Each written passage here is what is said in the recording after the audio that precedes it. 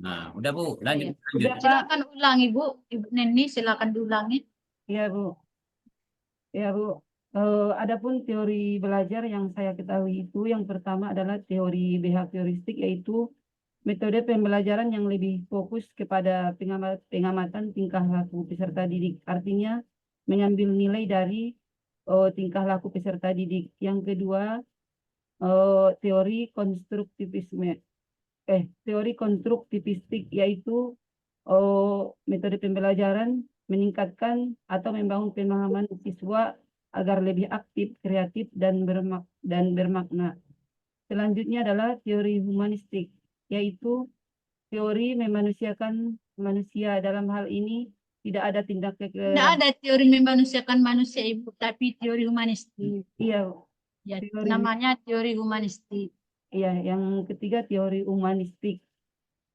Selanjutnya teori kognitif, yaitu teori yang lebih pengetahuan. Dalam hal ini proses proses belajar lebih dipentingkan daripada hasil belajarnya. Seperti itu, Bu. Ya, baik. Jadi Ibu tadi sudah menjelaskan beberapa teori, ada 4. Ya, menurut Ibu apa kegunaan daripada teori belajar ini kita pahami dan kita, apalah namanya, kita kuasai? Apa gunanya? Kita menguasai dan memahami teori belajar. Untuk apa itu gunanya, Ibu? Gunanya, Bu, untuk mempermudah kita dalam pembelajaran eh, untuk mengetahui potensi anak, sehingga kita bisa dapat mengatasi solusi-solusi yang terjadi di dalam kelas seperti itu, Bu. Iya, karena latar belakang daripada Iya, siswa itu yang beragam ya, iya, iya, Bu. karakteristiknya yang berbeda, maka kita perlu memahami itu Teori. beberapa teori. Nah, bagaimana anak belajar yang efektif? Bagaimana supaya anak bisa belajar dengan baik? Bagaimana supaya anak belajar bisa punya kemampuan yang baik dan bagus? Tentu kita harus mengenal ataupun memahami teori-teori belajar. Iya, Bu. Baik, Ibu Nani, di sekolah ataupun tempat tugas Ibu sudahkah di sana apa namanya melaksanakan kurikulum K13? Sebetulnya, Bu, kan saya baru setahun ini, Bu, mengajar di SD. Itu Heeh. tuh desa terpencil, Bu. Di sana tidak ada lampu listrik. Tapi sebelumnya saya mengajar di SMP, Bu. SMP sudah memakai kurikulum Merdeka. Baru setahun ini, Bu, mengajar di SD desa terpencil. Kalau mengajar di SD ini maksudnya Ibu ditugaskan di sana, Iya, Bu. PPG. Yang menang PPG apa P3 namanya? ayat setahun sebelumnya, Bu. Kenapa? Yang menang P3K tahun sebelumnya, kemudian saya ditempatkan di Kecamatan Aikbila, Bu. Oh, begitu. Iya, Bu. Tapi kan sebelumnya kan Ibu sudah pernah mengajar di tingkat SMP kan, Iya, Ibu? Bu. Iya, Bu. Iya. Di tingkat SMP itu tentunya Ibu sudah banyak mengenal ataupun apa namanya melaksanakan yang namanya kurikulum itu Merdeka. Iya, Bu. Coba dulu Ibu jelaskan dulu dalam kurikulum Merdeka itu ada sebenarnya komponen-komponen yang kita tuangkan dalam kurikulum itu. Misalnya dalam membuat modul ajar. Iya, Bu. Contohnya membuat modul ajar. Jadi ada apa namanya komponen-komponen yang kita tuangkan dalam modul ajar itu sendiri. Silakan. Iya, Bu.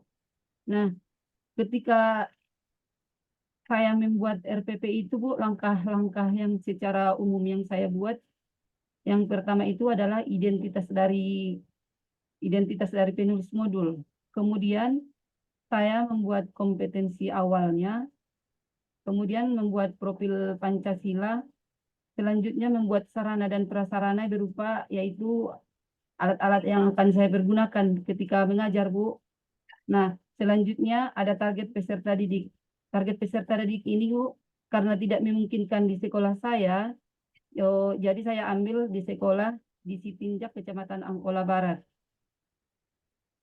Kemudian setelah saya buat secara umum, selanjutnya saya buat kompetensi inti yang berisi tentang tujuan pembelajaran yang akan saya buat, kemudian pemahaman bermakna, selanjutnya pertanyaan pemantik, yaitu sebagai awal untuk menarik minat siswa yang akan belajar, Bu, itu di awal.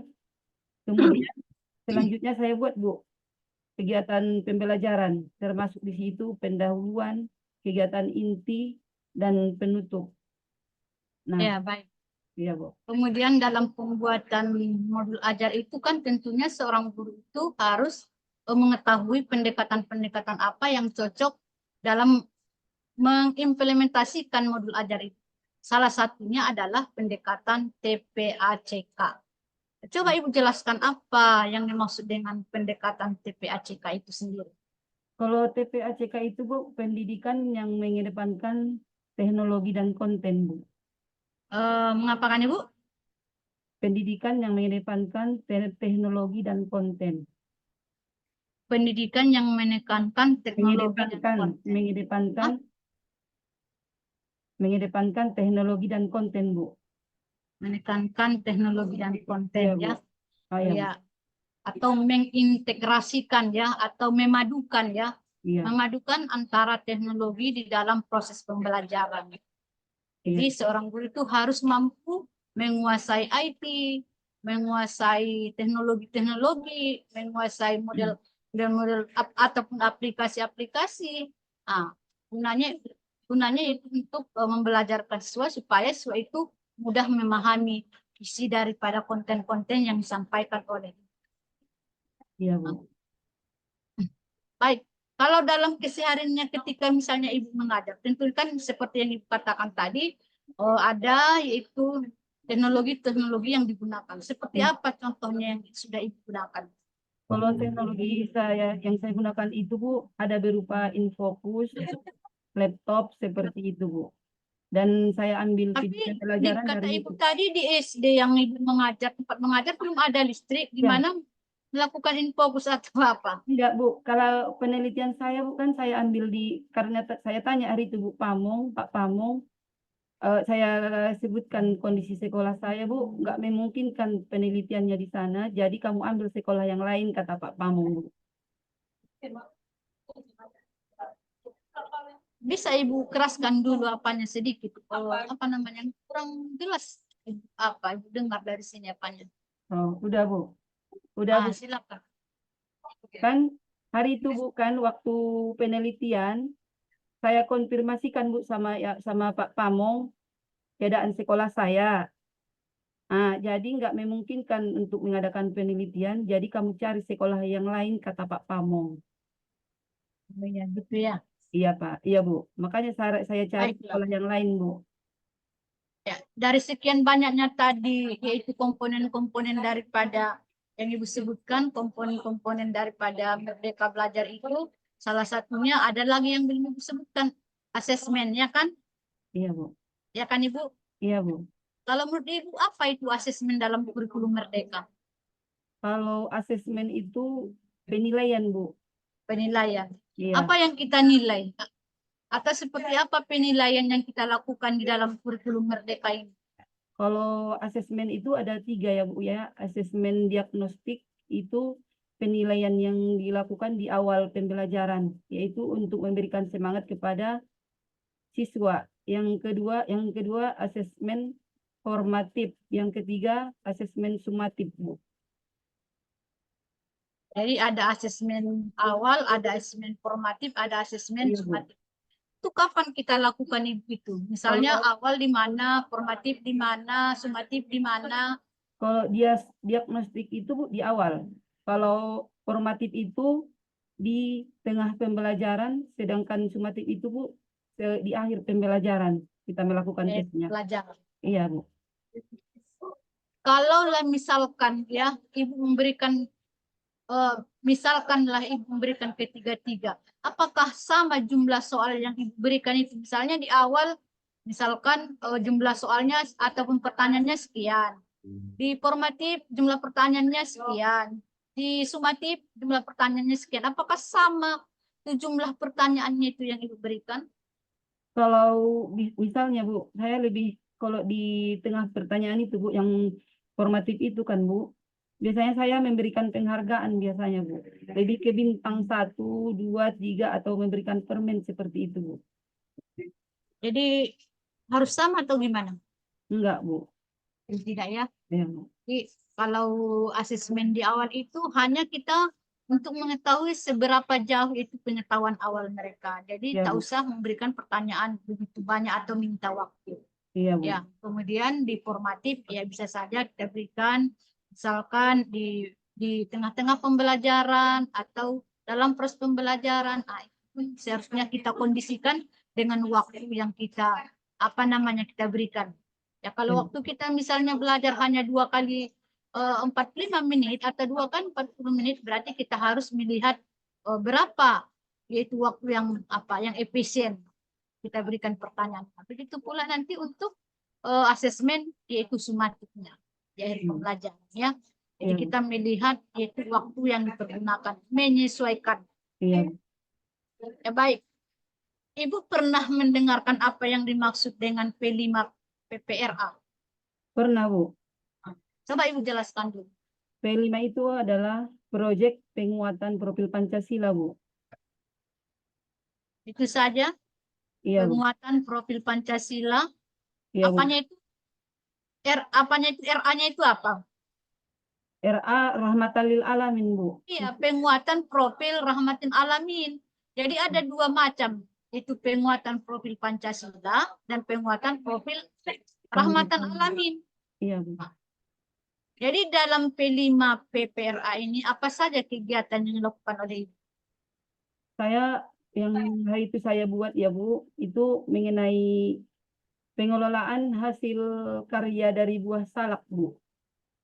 Pengelolaan dari buah Buah, salak. iya, Bu. Itu topiknya, Bu. Kemudian topik yang saya buat itu. Kemudian proyek profilnya saya membuat pengolahan salak, eh, membuat manisan salak, minuman salak, dan agar-agar salak, Bu. Itu memang bisa diajarkan di apa? Di apa namanya? Ya, Pada peserta didik. Bisa. bisa, Bu, insya Buat Allah, Bu. salak, manisan salak. Padahal ibu kan mengajar di SD. Iya, Bu. Padahal kita ketahui kalau perkembangan apa namanya kemauan daripada anak SD tidak begitu serius gitu. Bisa diterapkan ibu. Insya Allah, Bu, Buat bisa. manisan, salak, atau membuat makanan dari bahan salak. Bisa. Bisa, insya Allah bisa, Bu. Ya, yang sudah ibu terapkan lah. Jangan bisa Allah yang sudah ibu terapkan. Ini baru rencana, Bu. Soalnya kan baru semenjak PPG ini loh, baru ada. Baru ya, oke Iya, lah. Bu. Belum ada kalau apanya. Ya, baik. Kenyataannya belum ada, Bu. Belum ada ya. Belum. Baru dalam tahap perancangan. Iya, Bu. Iya. Baik. Ibu sudah pernah melakukan penelitian? Oh, belum, Bu. Cuman semenjak PPG ini kan, Bu, kami pernah disuruh, Bu, membuat PTK proposal. Hmm, iya. Iya, Jadi Bu. membuat proposal itu artinya kita sudah mulai merancang sebuah penelitian. Iya, Bu. Jadi dalam perancangan sebuah penelitian itulah namanya proposal. Berarti terdiri dalam proposal itu terdiri dari ada bab 1, ada bab 2, ada bab 3. Iya, Bu. Kalau di dalam bab 1 itu apa-apa saja yang dipaparkan. Begitu juga bab 2, bab 3. Kalau di dalam Jelas. bab 1 itu, Bu, ada latar belakang masalah, eh, perumusan masalah, kemudian kegunaan penelitian, Bu. Di bab 1 ada latar belakang masalah. Iya, Bu. Selanjutnya apa lagi? Perumusan masalah, Ya, rumusan masalah. baru, Kemudian tujuan penelitian. iya, Bu. Ya. Kalau di bab 2 apa saja yang dipaparkan di sana, Ibu? Kalau di bab 2 itu, Bu, ada landasan teoritis, Bu, kalau nggak salah. Landasan teoritis. Iya, Bu. Kalau boleh tahu judul yang Ibu apakan usulkan proposalnya apa judulnya? Judulnya yang saya buat, Bu, meningkatkan kemampuan membaca huruf hijaiyah dan harokatnya melalui media flashcard, Bu. Meningkatkan membaca huruf hijaiyah Iya, Bu. dengan metode Mau dengan metode flashcard, kartu dia, Bu, kartu. kartu. Iya, Bu. Oke. Jadi nanti di sana harus ada kajian-kajian teori metode ya, Bu, ya. Iya, Bu. Kajian teori metode, kemudian hasil meningkatkan membaca tadi ya. Iya, Bu. Berarti teori-teori membaca juga harus ada di sana. Iya, Bu. Baik, kalau di bab 3 apa saja yang dipaparkan? Kalau bab 3 itu ada langkah-langkah penelitiannya, Bu. Langkah-langkah Metode penelitian. penelitian, metode penelitian, Bu. Ya, metodologi penelitian. Iya, Itu cara-cara kita meneliti. iya, Bu. Tentu juga di Waktu sana ada instrumen ya, Bu. ada, Bu, Pernah Ibu instrumen. mendengarkan instrumen? Hah? Apa, Bu? Pernah Ibu mendengarkan instrumen, kata-kata instrumen? Kalau instrumen itu tentang cara penelitiannya, Bu. Gimana, Bu? Kalau di dalam penelitian, instrumen itu adalah merupakan alat ukur kita untuk mengukur sesuatu. Misalkan kalau kita untuk meningkatkan hasil belajar, berarti alat ukur yang kita pakai apa? Apakah Misalnya dia bisa misalkan, bisa Hah? observasi, Bu. Observasi, Iya. Jadi ada wawancara. observasi, dan ada tes. Boleh juga kita tambahi dengan wawancara. Iya, Bu. Ibu sendiri yang membuat proposalnya atau dibuatkan? Saya, Bu, tapi dibantu sama adik saya, Bu. Oh iya, jadi baguslah ibu membuatnya walaupun nanti dibantu orang lain. Iya, Bu. Sehingga ibu lebih mudah memahaminya dan lebih mudah menguasainya. Iya, Bu. Mm-mm. Baik, mungkin itu saja dari saya. Saya kembalikan kepada Pak Aliasrul. Baik, untuk Ibu Neni, silakan langsung praktek mengajar, mulai dari kegiatan Oh, iya, Bu. pembukaan, kegiatan inti, sampai kegiatan penutup. Silakan, Iya, Pak. singkat dan padat ya. Iya, Pak. Assalamualaikum warahmatullahi wabarakatuh. Apa kabar hari ini anak-anak? Sehat semua? Sehat? Alhamdulillah. Baiklah, untuk memulai pelajaran hari ini, marilah sama-sama kita berdoa yang dipandu oleh ketua kelas. Nah, baiklah, siapa yang nggak hadir hari ini? Hadir semua? Baiklah, Alhamdulillah hadir semua ya. Nah, baiklah, anak-anak ibu, siapa semalam yang nggak datang? Yang nggak hadir, hadir semua. Baiklah, hari ini kita akan mempelajari tentang huruf hijaiyah dan harakatnya. Kalian pernah nggak mendengar tentang huruf hijaiyah? Pernah? Tidak? Baiklah, Ibu akan menjelaskan tentang huruf hijaiyah dan harakatnya. Nah, jadi huruf hijaiyah itu adalah tulisan Arab. Beda dengan huruf abjad. Sedangkan huruf abjad itu termasuk di situ A, B, C, D. Ya. Nah, kalau ini huruf hijaiyah. Huruf hijaiyah itu jumlahnya ada berapa? Nah, sama-sama kita hitung ya, Nak ya. Nah, dengarkan Ibu, ikuti Ibu, kita akan baca huruf hijaiyah bersama-sama. Nah, 1, 2, 3, ya. Alif, ba, ta, sa, jim, ha, ho. Dal, zal, ro, ze, sin, sim, sod. Dot, to, zo, ain, gin, fa, kof. Kaf, lam, mim, nun, waw, ha. Lam, alif, hamzah, ya. Nah, anak-anak berapa tadi jumlahnya kita hitung pakai jari? Jumlahnya ada 29. Tapi ditambah dengan lam alif, maka menjadilah dia 30. Oke, sekarang siapa yang bisa melafalkannya? Ada. Oke, maju ke depan ya. Nah, udah. Terima kasih. Tepuk tangan buat kawannya. Berhubung kawannya sudah mau melafalkannya, Ibu kasih hadiah ya. Ibu kasih bintang 1. Tepuk tangan. Oke. Nah, setelah kita mempelajari huruf hijaiyah, ada yang dinamakan dengan harkat. Harkat itu yang kita pelajari di sini cuma 3 ya, yaitu fathah, kasroh, dhammah. Nah, contohnya yang pertama alif. Jika kita buat fathah di atas, maka bacaannya menjadi A. Sementara kalau kita buat di bawah, kasroh menjadi I. Kalau kita buat berbentuk dhammah kecil, maka bacaannya menjadi U. Maka menjadilah dia A, I, U. Nah, coba baca yang di bawahnya ini. Apa bacaannya, Nak? Yang kedua adalah ba, bi, bu. Bagus. Selanjutnya, yang ketiga apa? Ya, ta, itu. Bagus. Berhubung kawannya sudah bagus, Ibu kasih hadiah lagi ya. Ibu kasih bintang sebanyak 3. Nah, baiklah. Untuk hari ini, pelajaran kita cukupkan sampai di sini. Semuanya sudah paham? Atau ada yang belum paham? Sudah paham semua, Nak? Paham? Alhamdulillah. Baiklah, pelajaran kita cukupkan sampai di sini.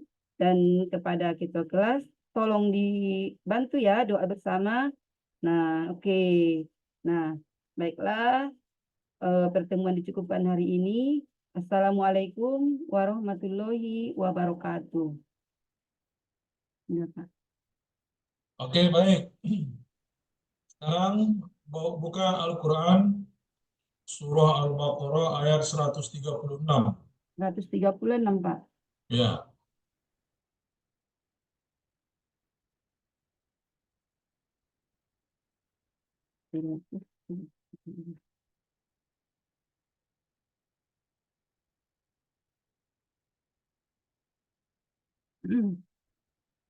A'udzubillahi minasyaitonirrajim. Bismillahirrahmanirrahim. Qulu amanna billahi wa ma unzila ilaina wa ma unzila ila Ibrahim wa Ismail wa Ishaq wa Yaqub wal asbat wa ma utiya Musa wa Isa wa ma utiya nabiyuna min rabbihim la nufarriqu baina ahadin minhum wa nahnu lahu muslimun. Shadaqallahul azim. Baik. Kulu. Nah, itu ada tanda mat di situ. Mat apa namanya, Bu? Mat tobi'i, Pak. Apa itu maksudnya mat tobi? Mat asli waw, Pak. Mat asli wow. Iya, Pak. Di belakang lamnya itu. Mana ada alif lam di situ?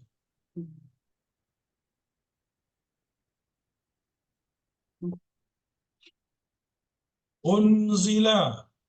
Nun mati bertemu dengan zal. Iya, Pak. Apa hukum tajwidnya? IPA, Pak. Ikhfa. Apa artinya ikhfa? Apa, Pak? Apa artinya ikhfa? IPA dibaca dengan jelas, Pak. Kalau jelas itu izhar namanya.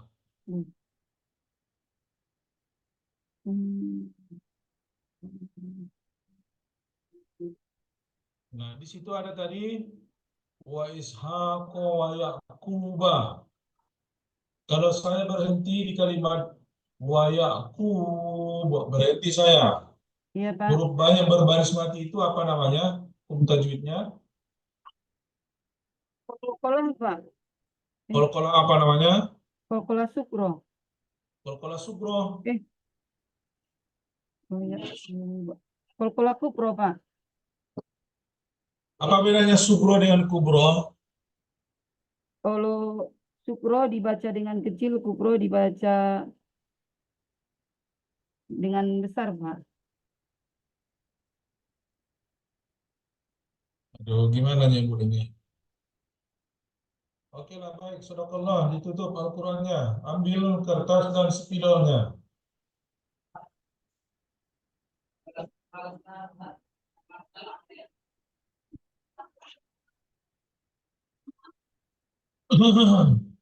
Sudah? Ya, Pak. Coba ditulis surah Al-Falaq. Apa, Pak? Oh, Al-Falaq. iya, Pak.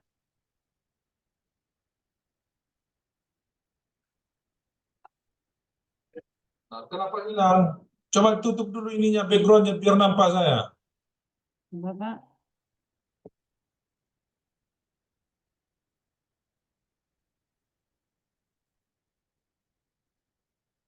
Oke, bisa nggak diarahkan itu layar laptopnya ke kertas Belum yang siap tertulis? tapi Pak. Gimana?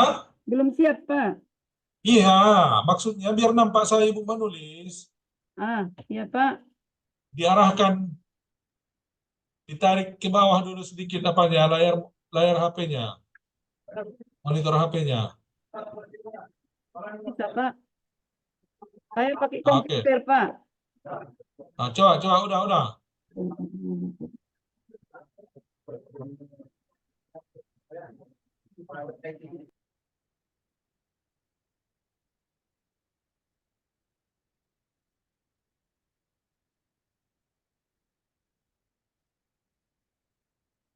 Semua baru 2 ayat.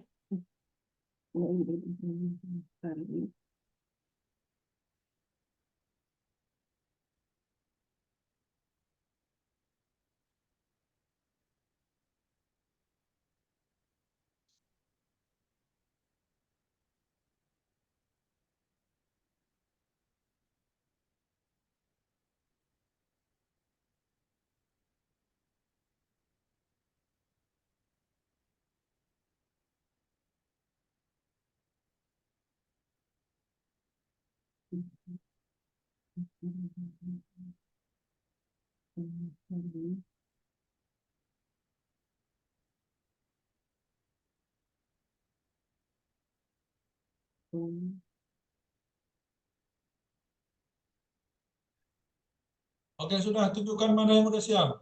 Belum siap semua Pak. Baru ini Pak. Angkat ke atas. Terus ke atas lagi. Belum siap Pak. A'udzu birabbil falaq, min syarri ma khalaq, min syarri ghasikin idza waqab. Belum siap. Oke, sudah. Selesai. Iya Pak.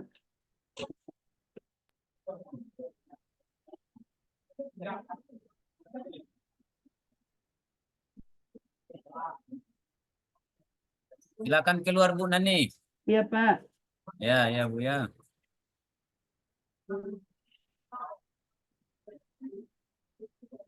Ya.